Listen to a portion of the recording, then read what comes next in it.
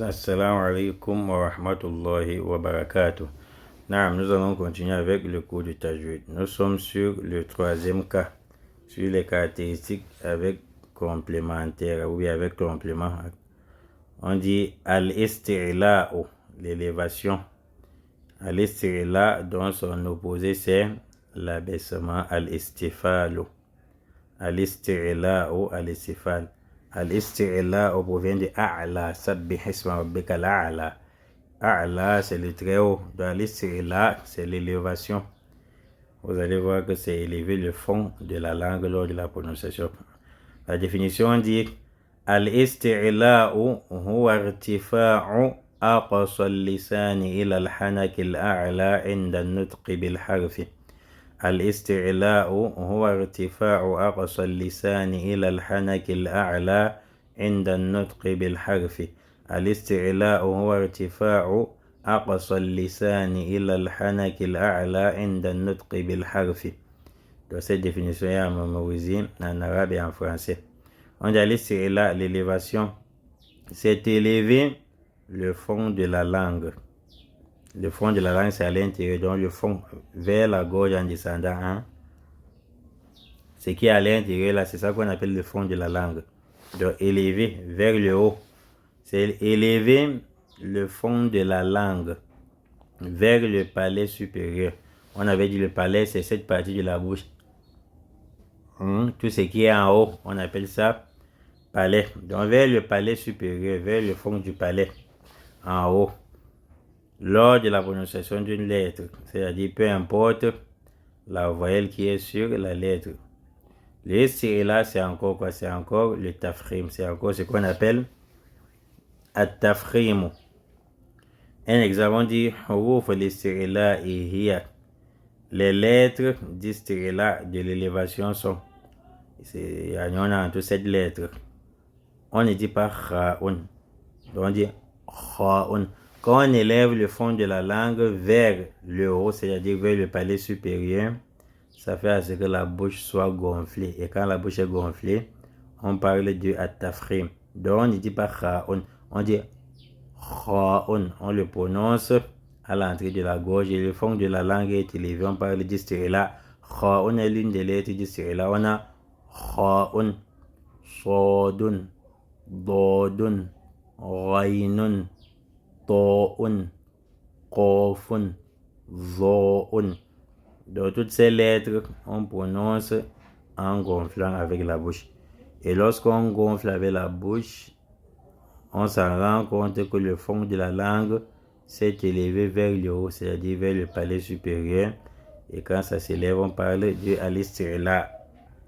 Donc, ça, en tout, 7 lettres. Nous évoluons. On dit, voyez, majmu'atun fi fil jumla. Les lettres de isti'la sont réunies dans la phrase khussa dartin qidh.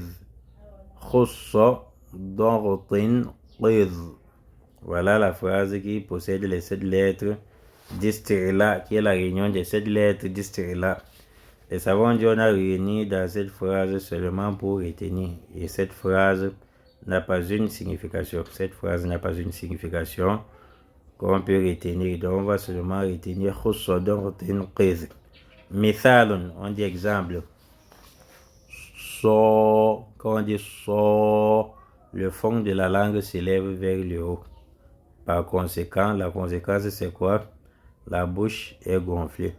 So, on ne dit pas so ou bien soit. Wa amilu salihati, ce n'est pas soit. Wa amilu salihati. On a to, zo. Donc si on ne gonfle pas avec la bouche, on va dire zo, on va plutôt prononcer zalun. Zo, on gonfle avec la bouche. Ro, on ne dit pas nga.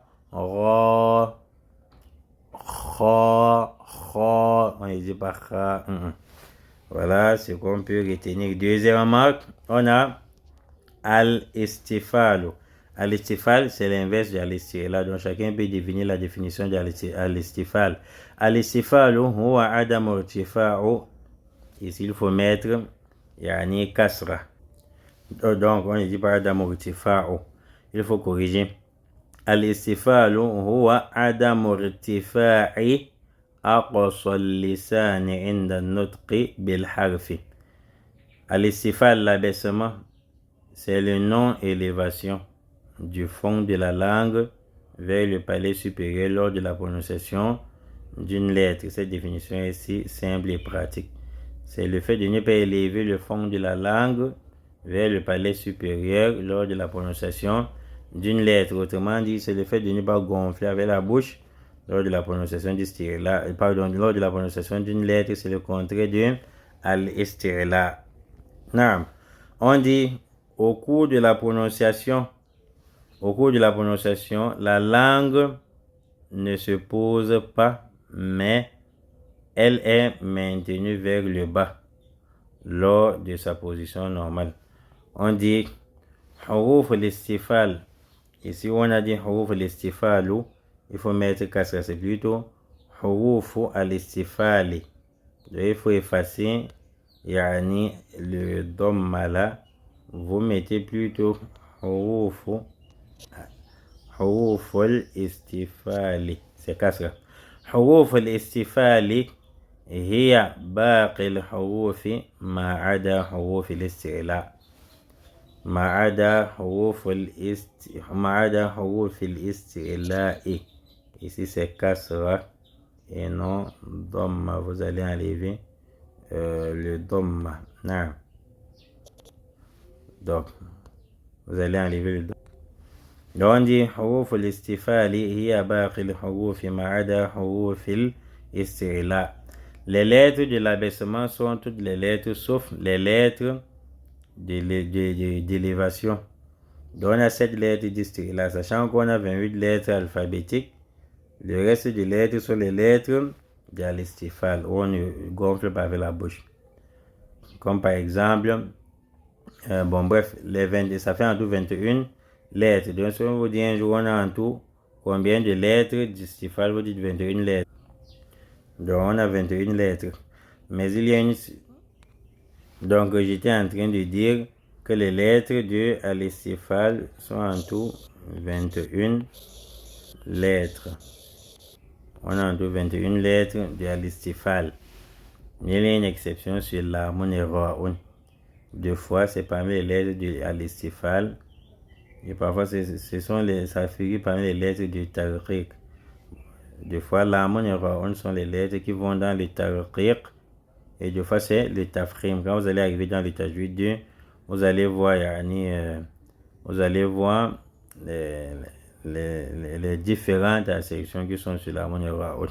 Donc on dit les lettres de l'abaissement sont toutes les lettres sauf les lettres d'élévation. Method, un exemple.